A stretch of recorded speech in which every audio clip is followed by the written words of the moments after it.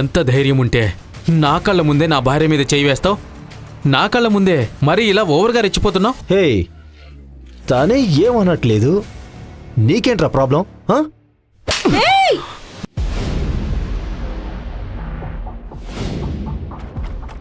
ఆ రోజు ఊహించని ఒక పెద్ద సమస్య తన మీదకి వచ్చి పడడంతో బాధగా కూర్చొంది లాస్య.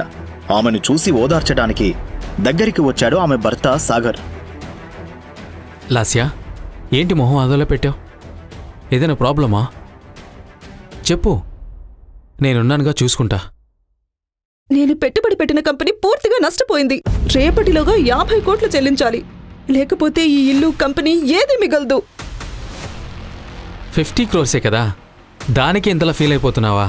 50 crores కదానా? ఏం మాట్లాడుతున్నావు సాగర్? తెలియకుండా మాట్లాడతావు. దయచేసి నువ్వు ఇక్కడ నుండి వెళ్ళు. వెళ్ళమని చెప్పానా?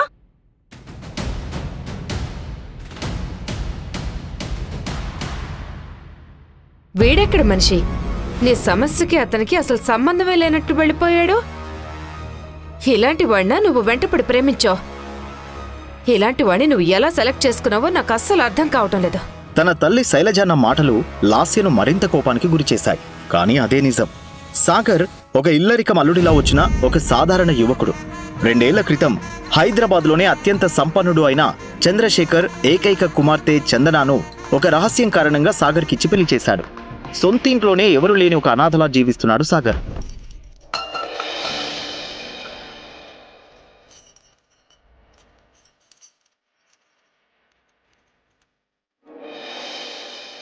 బీదవాడైన సాగర్ శైలజ కళ్ళల్లో ఎప్పుడూ ఒక చీడ పురుగులానే కనిపించాడు. వివాహం జరిగిన నాటి నుంచే సాగర్ ఆ ఇంటిలో పనోడిలా మారిపోయాడు.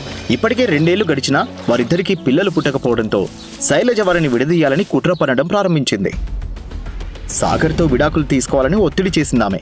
కానీ లాస్య సాగర్ పైన ఉన్న ప్రేమ వల్ల అలా చేయడానికి ఒప్పుకోలేదు. ఇదొక వైపు ఇలా కొనసాగుతుండగా మరోవైపు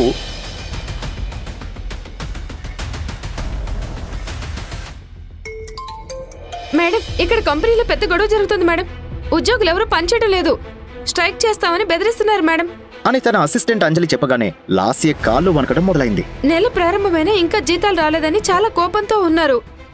రేపటిలోగా జీతాలు ఇవ్వకపోతే కంపెనీని ధ్వంసం చేస్తామని బెదిరిస్తున్నారు మేడం. ఇప్పుడు ఏం చేయాలి madam?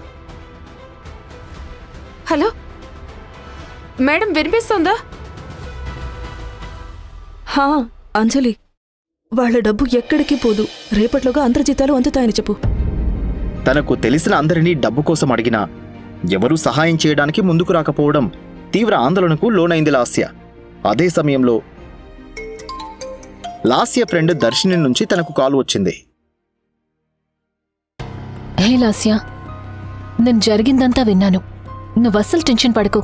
You know my friend Rana, right? ఇప్పుడు తను బిజినెస్లో మంచి పొజిషన్లో ఉన్నాడు. నేను అతనితో మాట్లాడతాను. ఐఎమ్ వెరీ ష్యూర్ అతను తప్పకుండా నీకు సాయం చేస్తాడు. నిజంగా అంటున్నావా? చాలా థ్యాంక్స్. నేనెంత టెన్షన్ పడ్డానో తెలుసా?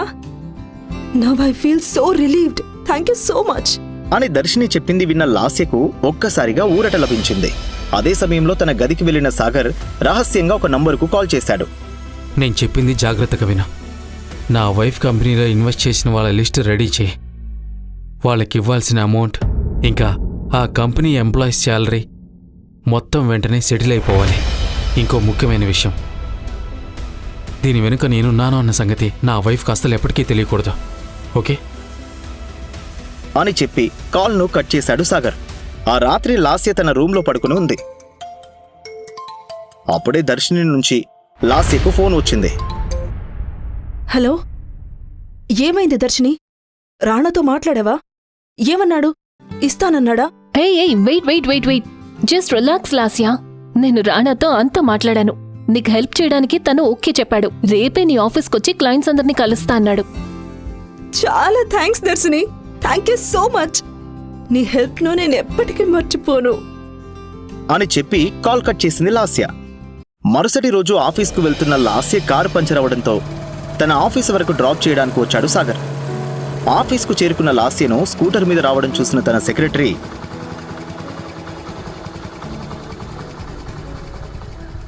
ఏంటి మ్యామ్ ఈ బండి మీద వచ్చారు? మీ కార్ ఏమైంది? మధ్యలో పంక్చర్ అయింది. సరే అది వదిలే. రాణా ఇంకా రాలేదా? వచ్చే టైం అయింది మ్యామ్, వచ్చేస్తూ ఉంటారు. అప్పుడే ఆ ఆఫీస్ ఎదురుగా ఒక లగ్జరీ కారు వేగంగా వచ్చాగింది. ఆ కారులో నుండి టిప్ టాప్ గా రెడీ అయి కిందకి దిగాడు రానా.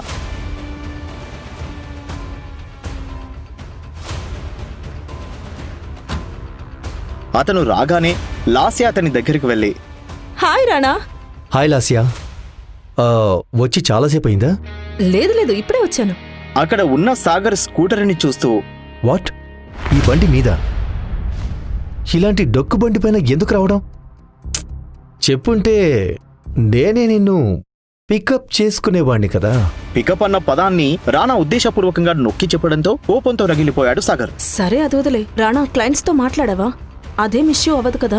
కమ్ ఆన్ లాస్యా, నేనుండగా నువ్వెందుకు టెన్షన్ పడతావు? అని అంటూ లాస్య భుజం మీద చేసి రానాను చూసిన సాగర్ కోపంతో అతని కాలర్ పట్టుకుని, రేయ్, హే చేతి, ఎవరా నువ్వు?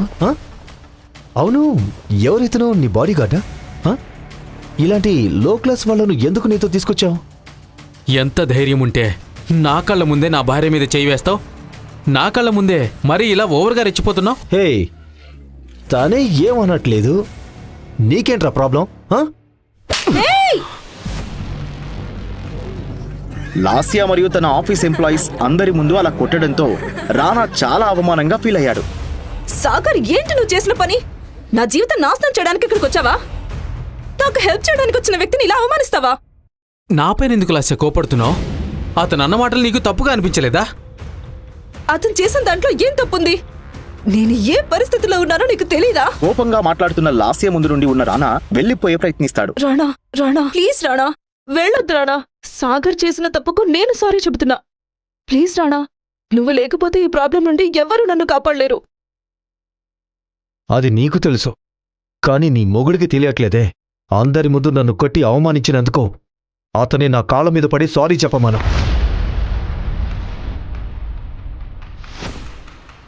ఏంటి సాగర్, ఇంకా నిలబడి చూస్తున్నావు? వెళ్ళి రాణాకి సారీ చెప్పు సాగర్. నేను అతని కాళ్ళ మీద పడాలా? నీకేమైనా మతిపోయిందా లాస్య?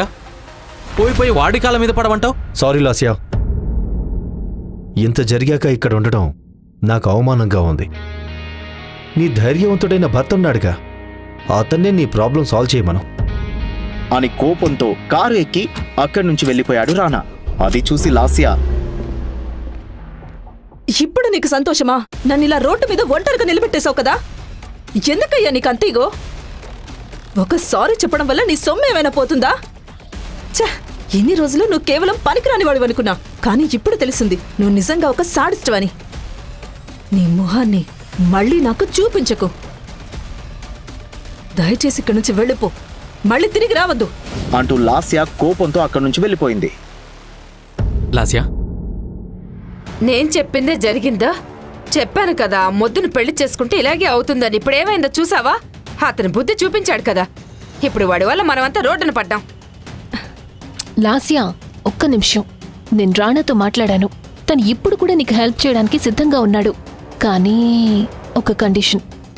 నువ్వు సాగర్తో డివోర్స్ తీసుకొని రాణాని పెళ్లి చేసుకోవడానికి ఒప్పుకుంటే వెంటనే నీ ప్రాబ్లం సాల్వ్ చేయడానికి రాణా రెడీగా ఉన్నాడు. తన మీద ఎందుకు కోపం? దర్శిని చెప్పిన దాంట్లో తప్పే ఉంది.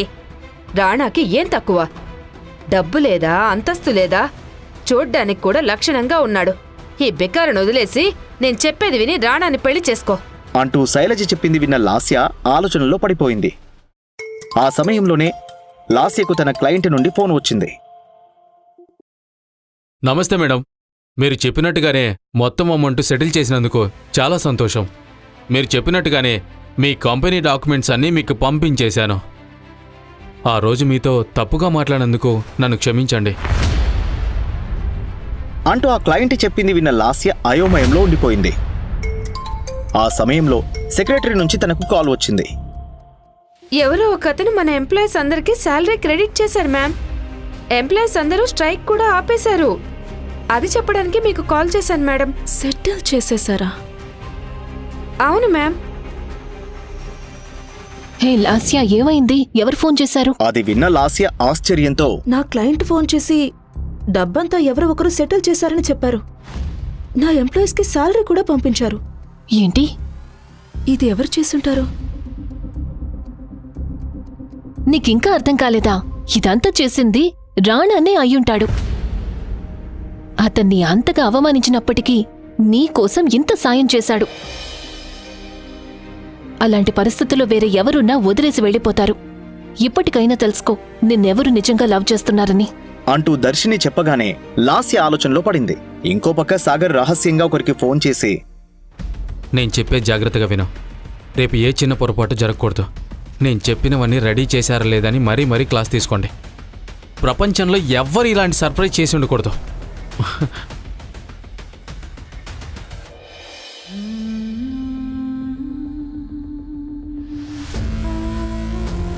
కాల్ కట్ చేసి ఉదయం ఉత్సాహంగా లేచి సర్ప్రైజ్ ఇవ్వడం కోసం లాస్యని ఇంట్లో అంతా వెతికి చూశాడు.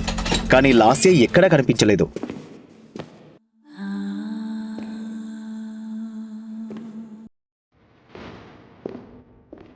తన మొబైల్ తీసుకుని ఆమె నెంబర్కు కాల్ చేసి చూశాడు సాగర్. కానీ రెస్పాన్స్ లేదు.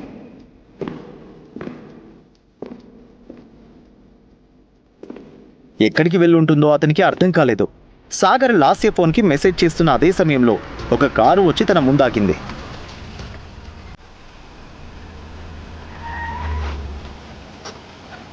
అందులో నుండి లాస్య, శైలజ, దర్శిని దిగారు. వారిని చూసిన సాగర్కి అయోమయంగా,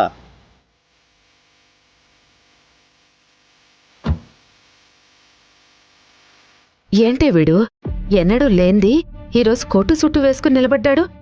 ఎక్కడైనా అద్దెకి తీసుకొచ్చాడంటావా? ఎక్కడైనా దొంగతనం చేశాడేమో ఆంటీ. ఏంటి లాస్య, ఎక్కడికి వెళ్ళిపోయావు? నిన్నెక్కడెక్కడ వెతికానో తెలుసా? నువ్వు కనిపించకపోయేసరికి ఎంత భయపడ్డానో తెలుసా? లాస్య, నిన్నే అడిగేది. ఎక్కడికైనా వెళ్ళేప్పుడు చెప్పి వెళ్ళొచ్చు కదా. అప్పుడే అదే కారులో నుంచి రానా బయటకు దిగడం చూసిన సాగర్ కోపంతో, అది వీడితో కలిసి వెళ్ళావా? వీడిని చూస్తేనే నాకు కంపరమేస్తోంది. సరేరా, కారేకు, నీకు సర్ప్రైజ్ రెడీగా ఉంది. ఏంటి? నువ్వు తనకి సర్ప్రైజ్ ఇస్తావా? నువ్వు తనకి సర్ప్రైజ్ ఇవ్వడానికి ముందే మేము నీకు ఇంకో సర్ప్రైజ్ రెడీ చేశాం అంటూ దర్శిని చెప్పగానే ఆ మాటలు విన్న సాగర్ అయోమయంలో ఉన్నాడు. లాస్యా, నువ్వే చెప్తావా లేక నన్ను చెప్పమంటావా? నేనే చెప్తాను. మీ ఇద్దరికి విడాకులిప్పించి లాస్యాకు రాణాతో పెళ్లి చేయాలని ఫిక్స్ అయ్యాము. దర్శిని చెప్పింది విని సాగర్ షాక్ అయ్యాడు. లాస్య, వీళ్ళందరూ కలిసి నిన్ను మోసం చేస్తున్నారు. వీళ్ళని నమ్మకో. వీళ్ళని నమ్మి వీణెలా నువ్వు? ఏయ్, నా గురించి మాట్లాడేంత అర్హత ఉందా నీకు? నా బ్యాంక్ బ్యాలెన్స్ ఎంతో తెలుసా నీకు? నా కార్ కాస్ట్ ఎంతో తెలుసా నీకు? హే, కార్ సంగతి వదిలే. కనీసం నేను పెట్టుకున్న గాగల్స్ కాస్ట్ ఎంతో తెలుసా నీకు? నువ్వు నెల మొత్తం పని చేసినా నేను పెట్టుకున్న ఈ గాగల్స్ కొనలేవు. లాస్య, వీడు చెప్పినట్టుగా నిజంగా నేను పేదవాణ్ణి వదిలేసి వెళ్ళిపోతున్నావా? చెప్పు లాస్య, నా దగ్గర డబ్బు లేదని నన్ను వదిలేస్తున్నావా? అవును, అందుకే నేను వదిలిపోతున్నాను.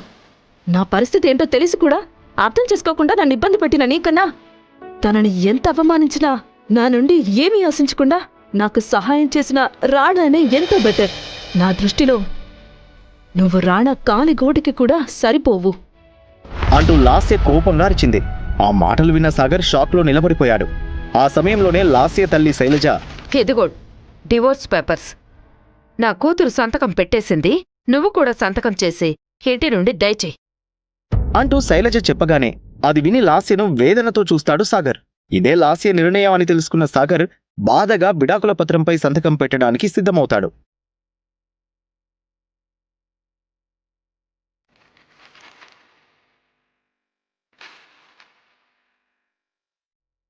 అప్పుడే ఎవరు ఊహించని విధంగా కొన్ని లగ్జరీ కార్లు ఆ వీధిలోకి వచ్చాగుతాయి. ఆ కార్లలో నుంచి సూటు వేసుకున్న 20 మంది ఆ కార్లలోంచి దిగి సాగర్ వైపు నడుస్తూ వచ్చారు.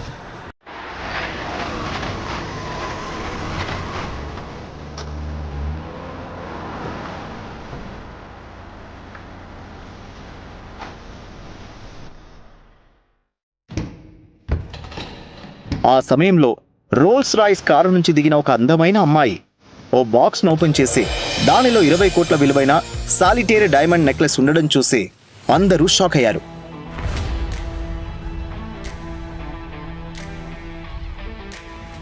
అదంతా చూస్తుంటే సాగర్ ఇస్తానని చెప్పిన సర్ప్రైజ్ ఇదే అని వారికి స్పష్టంగా అర్థమైంది. ఇదంతా చూస్తున్న లాస్యకు తల తిరిగినట్టవడంతో వాంతి చేసుకుంది. షాక్లో ఇదంతా గమనిస్తున్న దర్శిని రానాకు ఒక్కసారిగా కాళ్ళ కింద భూమి కంపించినట్లయింది. ఆ తరువాత ఏం జరిగింది? సాగర్ లాస్య మళ్ళీ కలుసుకుంటారా? సాగర్ ఏ రహస్యాన్ని అందరి నుండి దాచిపెడుతున్నాడు? లాస్య సాగర్ చేసిన సహాయం గురించి తెలిసిందా? ఒక సామాన్య అల్లుడు 20 కోట్ల విలువైన డైమండ్ నెక్లెస్ ఎలా కొనగలిగాడు? లాస్య సాగర్కు పెళ్లి చేసేందుకు ఆమె తండ్రి ఏ కారణంతో ఒప్పుకున్నాడు? ఈ ప్రశ్నలన్నింటికీ సమాధానం తెలుసుకోవాలంటే వెంటనే పాకెట్ ఎఫ్ఎం డౌన్లోడ్ చేసి ఈ ఆడియో సినిమా కింగ్ ఉచితంగా వినండి.